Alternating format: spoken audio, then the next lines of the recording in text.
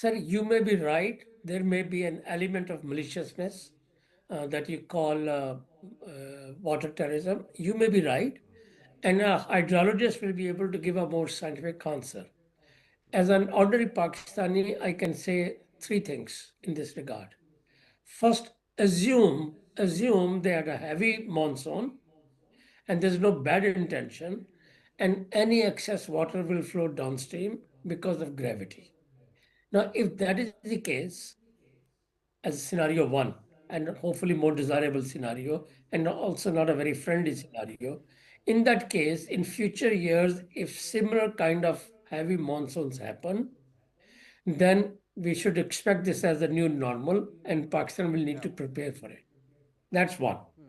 We like India or we don't like India, but heavy monsoon will not be able to avoid and water will come. And it seems that the monsoon in India was 20 to 40% higher in some areas that are adjacent to Pakistan. But I leave it on the ideologists to decide whether or not it was terrorism. The second is assume for a moment that it was badly intentioned, malicious, and terrorism. And we should not expect any better from an enemy. Now, if they have the power to do it, the question is what should be our response? Our response will not be very different from scenario one.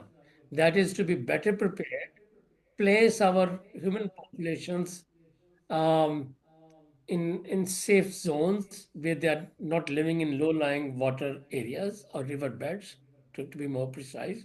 Their houses are better constructed and their homes, actually, the basic principle is to accept the gravity, that the water will flow with gravity, accept the river's right to flow, and therefore it will flow towards us, and then accept the borders of the river as their shoulders and leave 200 or 500 feet construction free. And if we do that, that's a basic housekeeping, then in scenario one or scenario two, loss of life and infrastructure will be infinitely